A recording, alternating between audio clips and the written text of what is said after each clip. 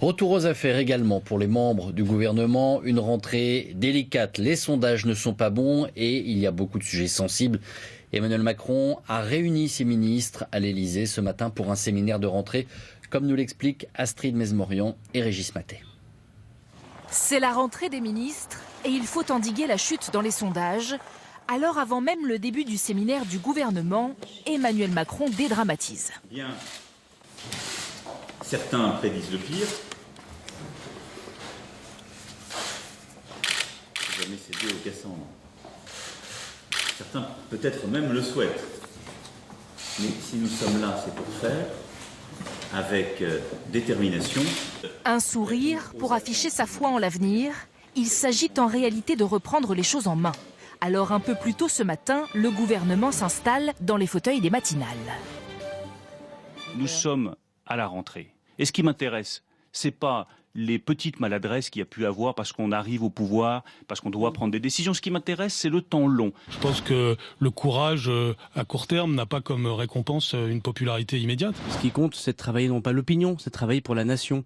Heureusement que le général de Gaulle, heureusement que François Mitterrand n'ont pas regardé tous les jours les sondages, tous les jours les commentaires, pour savoir s'ils étaient ou pas dans le bon chemin. Le chemin justement d'Emmanuel Macron sera semé d'embûches en cette rentrée de réforme pour l'opposition de gauche comme de droite. C'est le retour sur terre brutal et qu'il va falloir que le gouvernement prouve ses capacités, prouve qu'il est capable de faire des réformes et soit suivi.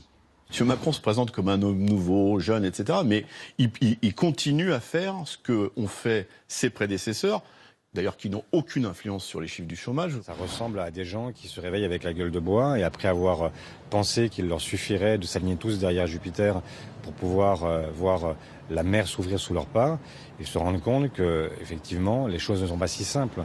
La stratégie qui a permis à Emmanuel Macron d'être élu serait-elle en panne au moment de gouverner? Le président et ses ministres devraient s'adresser davantage aux Français dans les jours à venir pour tenter de se faire comprendre.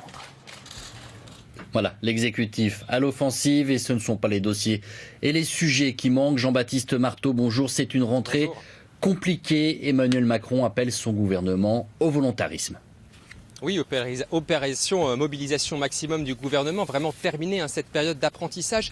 Il est demandé aux ministres d'être plus à l'initiative, de ne plus subir l'actualité comme ce fut le cas avant l'été. Les ministres ont par exemple tous reçu ce matin un planning des annonces à venir d'ici la fin de l'année, histoire de séquencer les réformes, de savoir en fait les vendre à l'opinion, bref, de faire un peu plus de politique, car un très gros dossier va marquer la semaine. Jeudi, Édouard Philippe et sa ministre du Travail présenteront le texte des ordonnances. C'est un rendez-vous déterminant alors que les Français semblent hésitants sur cette réforme du marché du travail. Prenez un dernier sondage, ils rejettent le principe des ordonnances et en même temps, Emmanuel Macron a été élu sur un programme extrêmement ambitieux en termes de réforme. Le président le sait donc, il va devoir faire preuve d'énormément de pédagogie dans les semaines qui viennent. Jean-Baptiste Marteau dans la cour.